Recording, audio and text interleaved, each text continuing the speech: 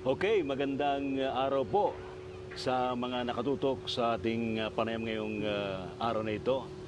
And of course, nasa ating pong harapan, wala iba kundi po si Miss Marie Chris ng Voiceless Whispers na magbibigay pa rin sa atin ng updates tungkol sa pagiging animal communicator and iba pang mga katanungan na dapat niyang masagot tungkol sa animal communication. Magandang araw sa iyo, Miss Marie Chris. Hello, good morning sa ating mga viewers, mga listeners, sa avid fans ng Voiceless Whispers. Ayan, and how are you? And kumusta yung ating mga kittens dito? Kittens ba yan? Ito po ang ating mga fellow guests today. Natutulog pa sila? Kaya lang, mukhang puyat. Ayan. And ngayon, very interesting and exciting yung ating discussion today tungkol pa rin sa animal communication. Pero tayo tututok dun sa issue ng mga nawawalang mga pets, ng mga animals. Especially, lalo na kayo, kung kayo po'y nawalan bigla na lang lumabas sa inyong bahay ang inyong mga pet, anong gagawin ninyo? Kailangan na bang humingi tayo ng tulong sa mga animal communicator? And now, si Miss Marie Chris, I think, paano nga ba malalaman ng isang owner o ng isang fur parent kung nasaan ang kanyang nawawalang pet or animal? First and foremost, very important yung role ng mga animal communicators sa ganitong situation.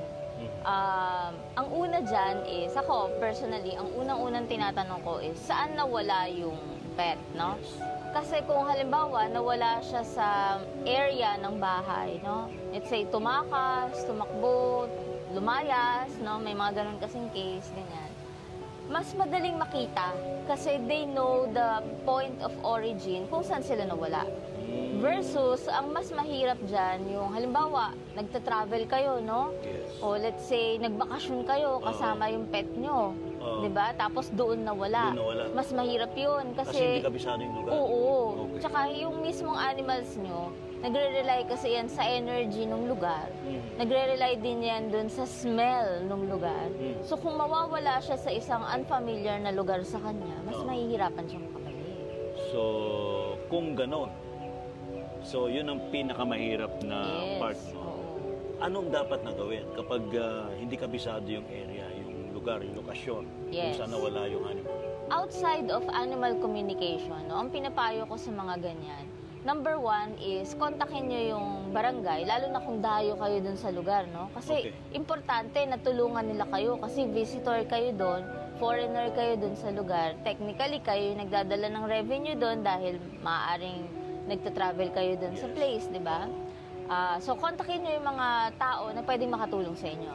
Kung hotel man yun, hotel facilities, security, personnel, barangay officials, no? Yung mga tanod na pwedeng makatulong. At saka, kung kaya nyo, no? Kung dumadayo kayo dun sa lugar, mag-post kayo ng mga flyers, yung pictures ng animals nyo, your contact number, ganyan. Kung naman nawala sa bahay, no, sa area ng tinitirhan, ganyan. Ganun din, huwag niyong kalimutan na humingi ng tulong sa mga kapitbahay niyo. Mag-post ng mga pictures. And most importantly, eto actually totoo to, no? Humingi kayo ng tulong dun sa mga strays. Yung mga stray animals. Paano malalaman nga hindi po wala pang communication with a person who can communicate the animals? So, parang visual muna, no? Initially, binabanggit mo kasi, visual muna yung dapat natin gawin. So, contact with the barangay people, yung mga tao na sa paligid. Ngayon, yung binabanggit mo na contact with the strays, ito na yung trabaho ng animal communicator? Hindi pa.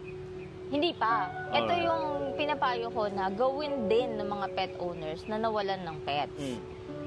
Kasi yung mga stray animals, alam nila yan Usually, yung mga animals na nawala, let's say cats, no? Pag nawala yan, napupunta rin yan sa mga grupo ng mga cats, fellow cats nila sa area. Ganun kasi ba yun? Hindi ba sila foreigner dun sa lugar?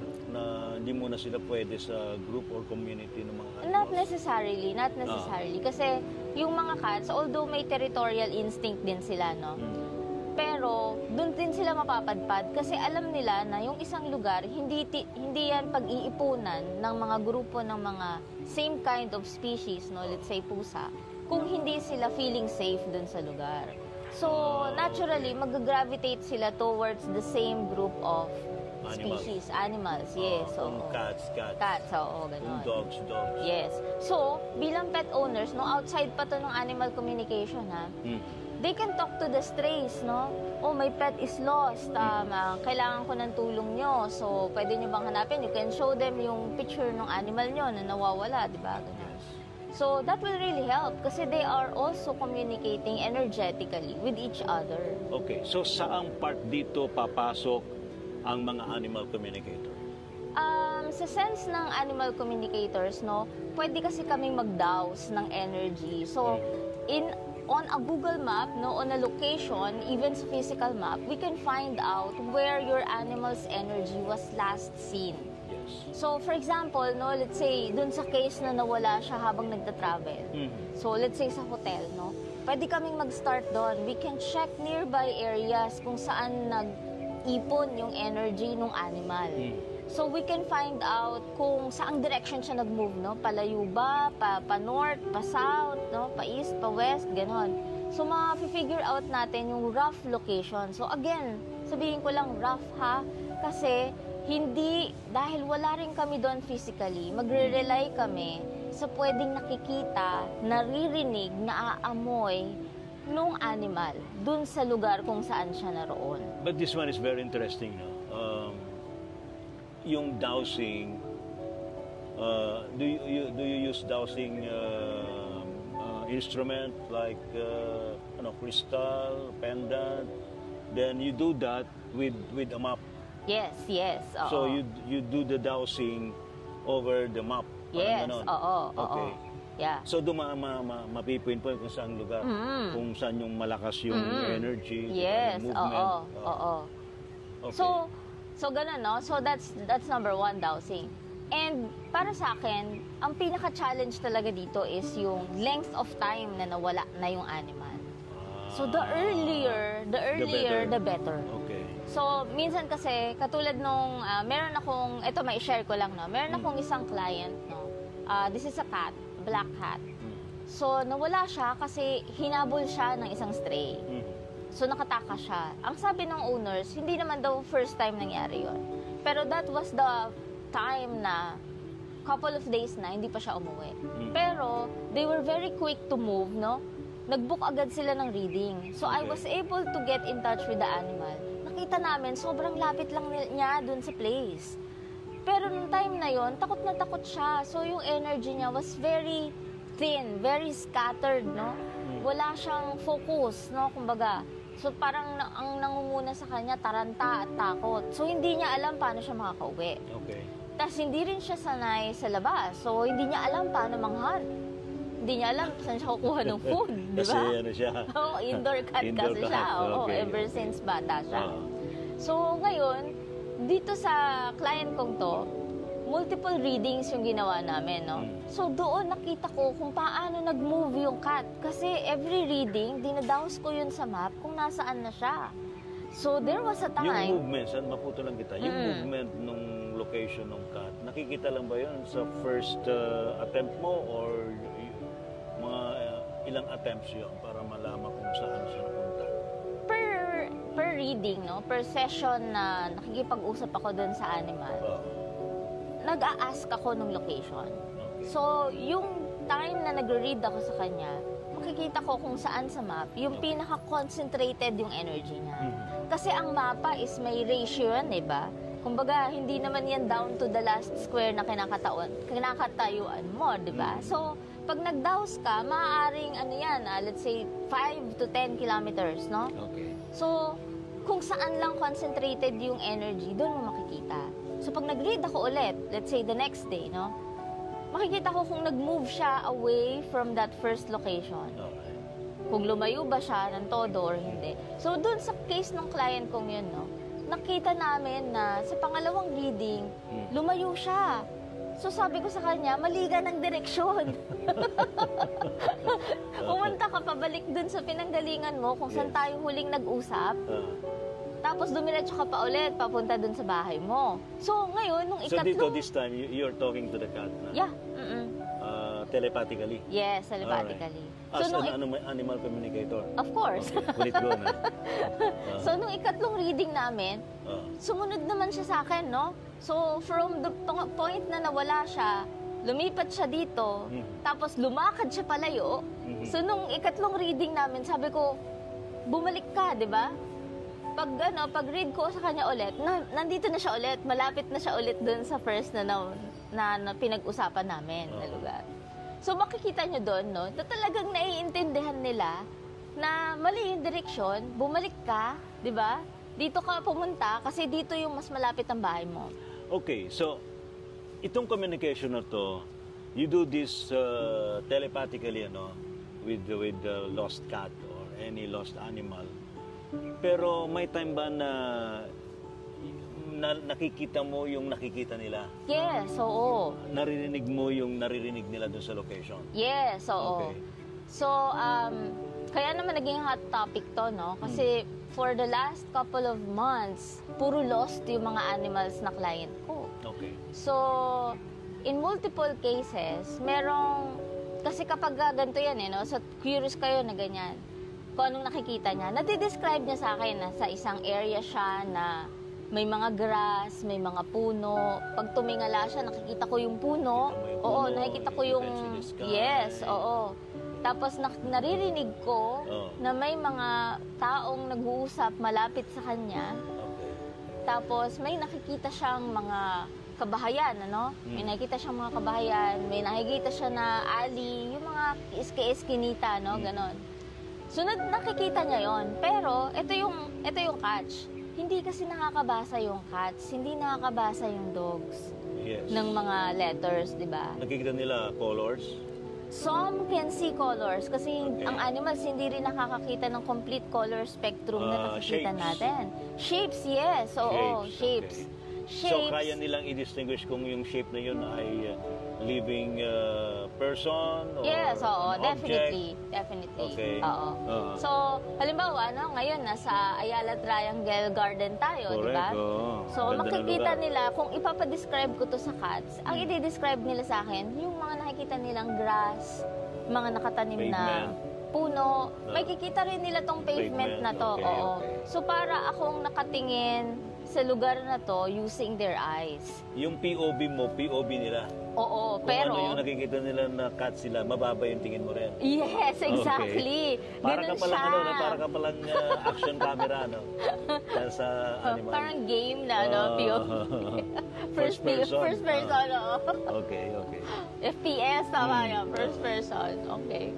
So, ngayon, tungkol nga dito sa ating pinag-uusapan, binabanggit mo na yun yung ways to find the animal, pero anong binibigay mong time or yung period na dapat ganitong period makita na ng owner yung kanyang lost animal or pet? Gaano kahaba, gaano katagal? Wala akong binibigay na period, no? Kasi mayroong iba-ibang dahilan yung mga animals natin kung ba't sila nawala. Yung iba, tumakas kasi ipapakapon. Tumakas. Meron akong isang nakausap, one of the earliest clients, no? Lumayas siya, literally lumayas siya ng bahay. Kasi hindi daw siya involved sa decision making ng family. Nalilipat pala sila ng house. Okay. Lumayas na, ayaw lumipat. Yeah. So, merong mga iba-ibang rason. May mga iba na wala lang talaga nang hindi sinasadya. At talaga namang nagmamadali rin silang makauwi. Pero yung iba na ganon, may dahilan sila kung ba't sila umalis. Usually, yun yung longer. Very, very long. Oo. Ang problema nga nito. Alright. So, yun yung mga reasons kung bakit sila umalis, ayaw sa lilipatan, maybe ayaw nila doon sa kanila environment. Ngayon, the question is, ang unang-unang iisipin ng pet owner, okay pa ba yung pet niya na nasa labas? Right. May sugat ba siya? Baka naman kung saan na siya na bundol o Nalalaman mo ba yun as an animal communicator? Oo, actually, for lost pets, no? Pero sa akin, hindi lang din sa lost pets, no? Standard ko na yan na kailangan, i-check ko yung body. So, tinatranspose ko yung sarili ko doon sa katawan niya, sa kinalalagyan ng katawan niya, para maramdaman ko kung anong part ng katawan yung may problem. So, malalaman ko kung, katulad nun, yung client ko nga na nawala recently, pero mind you, napauwi ko yun ha, nakauwi siya. Okay. So, siya kanya, ang issue niya nung umpisa, sumasakit yung ano niya, pads niya. So, yung paw pads niya, mahapdi kasi nagsusore na dahil indoor cat siya eh. Tapos ngayon, naglalakad siya sa pavement, naglalakad siya outdoors, ganyan. So, tapos malalaman ko din, if ever nabalian siya, no, nahulog siya, ganyan, nalalaman ko yon kung gaano katindi yung pain. In one case, ng isang client ko na nagpa-read sa akin, this is very unfortunate, no? The story ended up in death. The cat was a victim nung recent na Cebu earthquake. Oh, right. So, nung nagpa-read yung, medyo na ano din ako dun eh. Kasi that was my first experience, no? Nung time na nagpa-read siya, medyo marami na rin akong tools nung time na yon to help lost animals. Kasi number one, ang ginagawa ko, no? Segue lang ako, is nire-reiki ko sila para makaramdam sila ng safety and kasama calmness. Kasama yun sa services? Kasama yun sa lost pets, no? Kasi kapag hindi mo sila ni-reiki, they don't feel calm enough to talk. Kasi ikaw, kakausapin mo, tapos yung kinakausap mo natataranta, naliligaw, nawawala, di ba? Nervyos, kinakabahan. So, temporarily, papadalan ko siya ng Reiki energy para makaramdam siya na he's still safe, no? He or she is still safe. Pagkatapos nun, i-check ko yung katawan.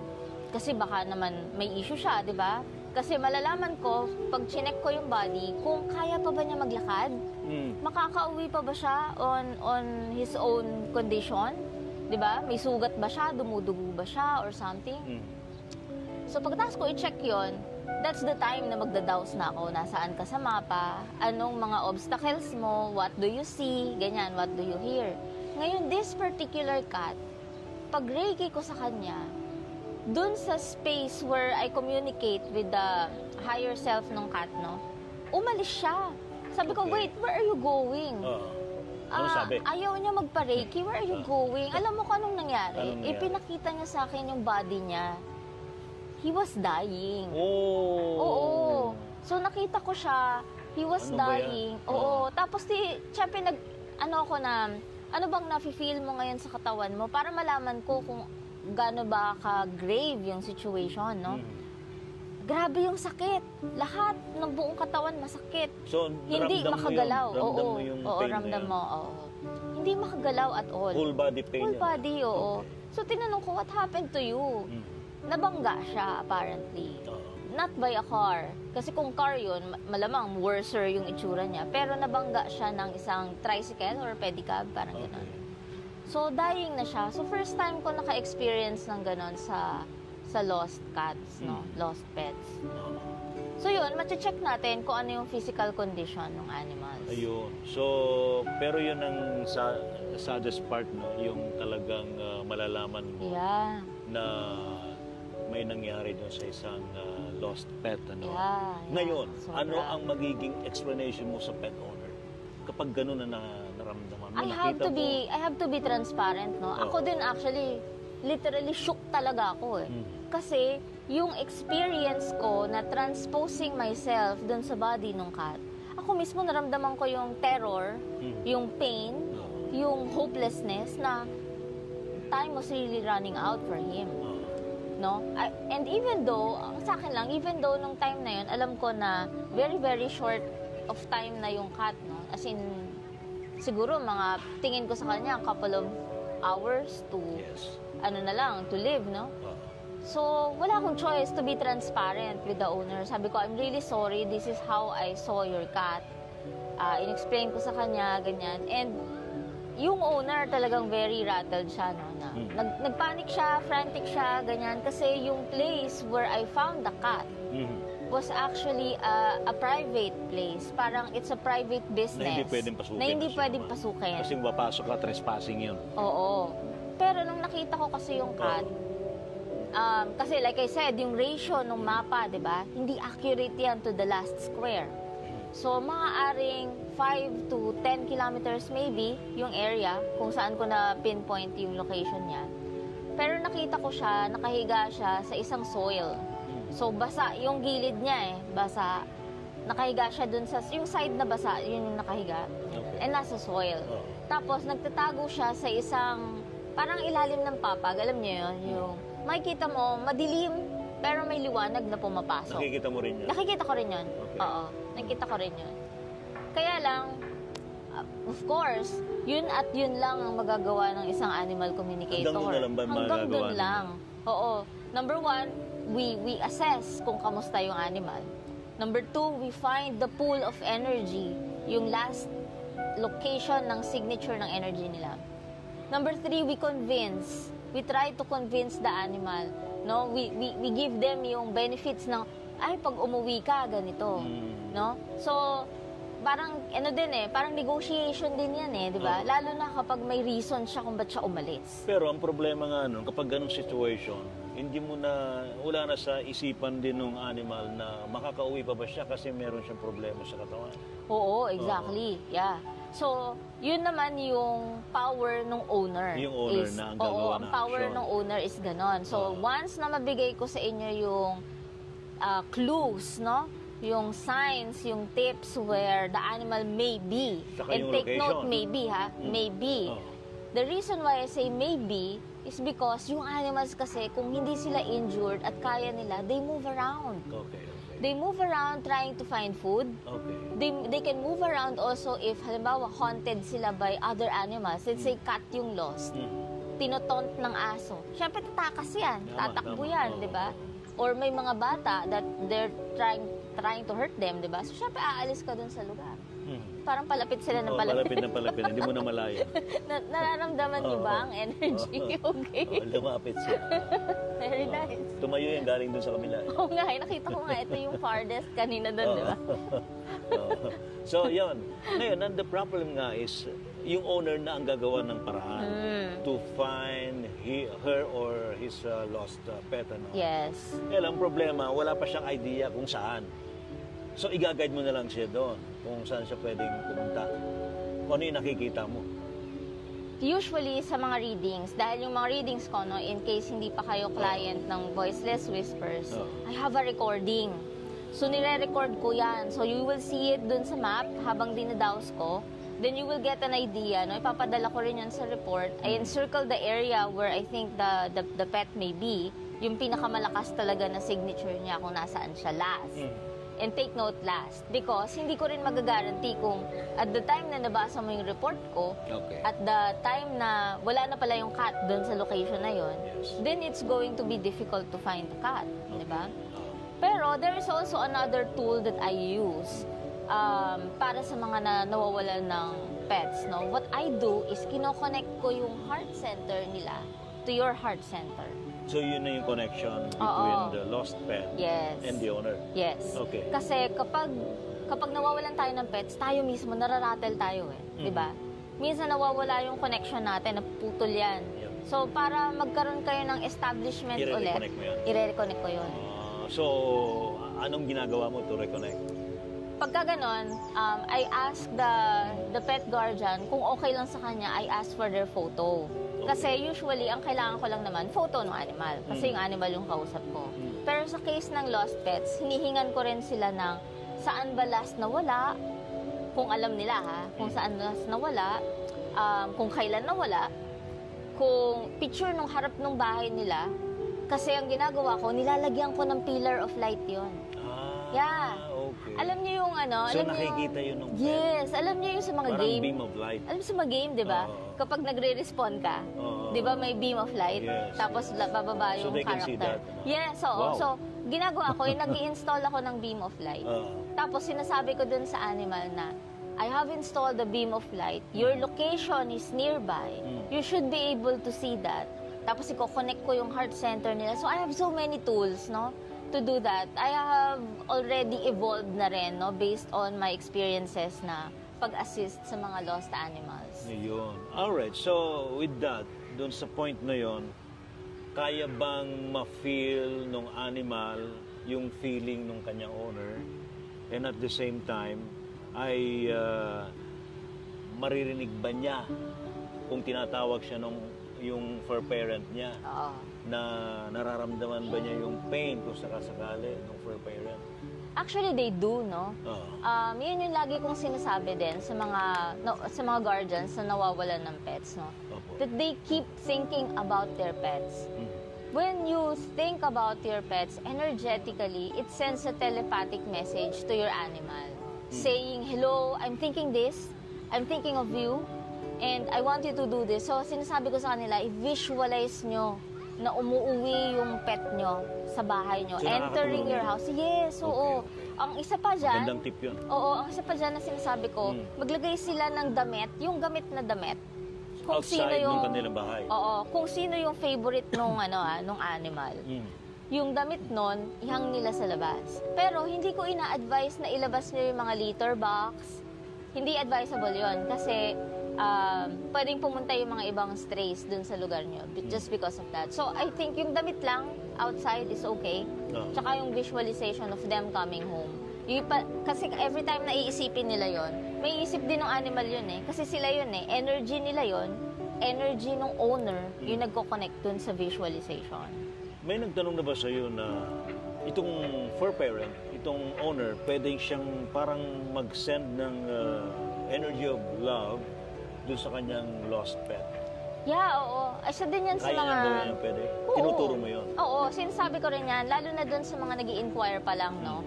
Sinasabi ko sa kanila na you should visualize that there is a pink, parang rainbow, no? Pero pink lang.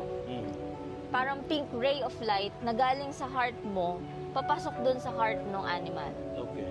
So, visualize nyo lang na ganon. O kaya, pareho kayong dalawa ng animal mo, nakaupo face to face, tapos merong bubble of pink light. Kasi the pink light reinforces the love and the energy of love between you two. Pwede bang gawin to through meditation ba? Yes, oo. Just sit down, focus your breathing, no? Calm down your breathing. Relax lang. Relax lang, oo. Tapos, wag muna kayo mag-isip ng kahit na kung may pumasok man sa isip nyo, sabihin nyo, mamaya na yan, next time na yan, gano'n. Tapos, ang i-focus nyo lang yung animal nyo, kasi siya yung may spotlight, siya yung may pangangailangan at the moment. And then, continue that visualization. Okay, now, ang maaaring tanong dito ng mga pet owner, itutuloy pa ba nila yung search sa kanilang mga lost cat or dog or any pet kung talagang sabihin natin 50-50% chance na lang na makita pa nila? Kailangan pa ba nilang i-search? Tuloy-tuloy, i-recommend nyo ba yun as an animal communicator? It depends, no? Kung yung reason is your animal left because of, halimbawa, hindi nila gusto yung living conditions nila, no? Hindi ideal yung living conditions. Or may nananakit pala sa kanila na hindi nyo alam. For example, kaya umalis sila. I'm pretty sure hindi na uuwi yun. Yeah, oo. Pero yung mga nawala lang ng hindi sinasadya, let's say, nagpanic, katulad nun, yung sa lindol, nagpanic, nawala, hinabol ng stray, nawala, ganyan. Unprecedented. Unprecedented, very much. So, yung mga ganon, pag kinausap ko yung animal, they usually say na uuwi sila. Gusto nilang umuwi. So, pagka ganon, keep holding on, no? Keep praying, keep looking. Lahat ng efforts na kaya nyong gawin as the owner, kailangan gawin nyo yon. Ako, I advise you do that. Pero kung halimbawa, at some point, nagpa-read kayo ulit, no? Let's say another week has passed, no? Wala pa rin yung animal nyo. We can talk to the animal. Minsan nag-iiba yung perspective nila. Yung animal na sinasabi kong na-lost, pero nakauwi, at some point ng conversation namin, nag-enjoy siya sa labas. Nag-enjoy sa labas. Nag-enjoy siya. Tapos umuwi rin. Oo, eventually umuwi din. Oo. Pero yun lang, ang nangyari lang sa kanya was, pumayat talaga siya. Yes. From 6 kilos, naging 3.4 kilos na lang siya. Kasi nahirapan din siya maghanap ng food, na steady supply of food. Ayan. Alright, so may tanong, what is the best time daw to search for a lost cat or a lost pet? That really depends on the animal. Pag cat yung hinahanap nyo, I suggest you look for them at night. At night? Why Yeah. night? Bakit sa gabi? Kasi kapag daytime, they would usually hibernate, no? So, baka hindi mo sila makita if you're just moving Pag around, daytime. trying to call them. Kasi nocturnal yung mga cats. Kasi nocturnal yung mga cats, ganyan. And also, pagkagabi kasi, less foot traffic sa tao. Alright. So, sila naman yung nasa labas, di ba? So, it's better to look for them at night, pag cats. Pag dogs, ang dogs kasi more on diurnal yan. So, morning animals sila, Daytime ganyan. Oo. So, it's best to look for them in the morning. Kasi kapag kagabi, most likely, nagpapahinga yan. Hindi mo sila naman makikita kapag ka nagpapahinga sila. Ayan. Alright, so sa mga nakatutok sa Voiceless Whispers ni Miss Maricris, ano ang may bibigay mong advice sa mga viewers mo, sa mga listeners mo, kapag ganitong may problem sila sa kanilang mga nawawalang mga pusa o aso? Tama, magandang tanong yan. Number 1, please, kapunin po ang mga hayop ninyo. Kapunin ang mga alaga, yes. Spay or neuter? Spay or neuter. Okay. Kasi the number 1 reason why may mga nalolost animals, no? Kasi they're trying to fulfill their reproductive instinct, no? Okay. So, lumalabas Nature sila. nila yun. Nature nila yan eh. We can't help it. Kaya, on or before ng time na ready na sila for mating, dapat ipakapon na sila para hindi sila magkaroon ng chance na mawala or tumakas, no? That's number 1. Number 2 is, kung meron kayong opportunity, magpalagay kayo ng microchip dun sa animals nyo. Kasi merong information yon na, ano lang yan, hindi siya masakit. Nilalagay lang yan sa laman. So, nakasiksik lang yan. Para lang siyang maliit na capsule. Maliit na pero maliit na syempre, capsule. medyo, ano yun, may Hindi lang kamahalan. kasi siya ganun ka-popular. Hindi, actually, mura na din. Talaga? May mga LGU na So, pwede ka gumagawa rin nun. mag-recommend ng sakali? Sa ngayon, wala pa akong Wala pang specific. sponsor. Wala akong specific. Wala kasi specific, ano, okay. may mga LGU na gumagawa na nun, no? Okay. For registration ng animals. And some of them do that for 100 pesos. Oh, nice. Yeah, oo. Pero, syempre, it depends sa inyo kung saan nyo pwedeng, tanungin nyo yung mga vet nyo. Kung meron silang ganon, then dun kayo kumuha. Pero meron ibang mga alternative na yung nilalagay sa mga collar. I don't advise that. Bakit? Kasi, pwede mong gawin yon. For example, no, ako, my cats live in a condo, no? So, pag naglagay ako ng collar na meron silang yung mga name na tag na ganon, they can easily be returned to me. Pero, I don't let them use collars na hindi break away. Meaning, anytime na masabit sila anywhere, So, may it will... special din na design. Yes. O hindi pa nabasa-basa yung collar, baka iba parang sinturon lang na nakalagay. Yeah. Ikinalawit lang yung Yeah, So oo. talaga yung madali, kung sumabit na, madaling ma-break. Yes, oo. Kasi, di ba, isipin nyo, you would rather find your animal na walang collar kaysa namatay dahil sa collar, right? Nakasakal. Exactly. So, yun, kailangan, I would suggest, no, i-microchip nyo, lalo na kung sa tingin nyo, may chance na talagang mawala sila. May some animals kasi na ganyan, di ba? Yung medyo agresibo sa paglabas ng bahay. So, yung mga ganon, dapat lagi nyong tinututukan yon, lagi nyong binibigyan ng measures para hindi sila mawala. That's it, mga kababayan. Itong ating interview kay Miss Marquez ng Voiceless Whispers. So, please, invite our viewers, mga listeners mo, mga fans mo, to follow you, saan ka pwedeng makontak, and maybe they have problems with their pets. Kapag nawala, na-lost sila, anong gagawin? So, yun, no, I hope nakapulot kayo ng mga tips, no, for as pet owners, kung ano yung mga dapat nyong gawin. Yes. For preventive and also for when it happens to you. I hope na hindi mangyari sa inyo yun, though. So, if you want to connect with me, I am on Facebook, facebook.com/the.voiceless.whispers. Meron din akong number sa WhatsApp kung ayaw nyo makipag-connect via Messenger. And of course, on YouTube, where probably you're watching this interview, no?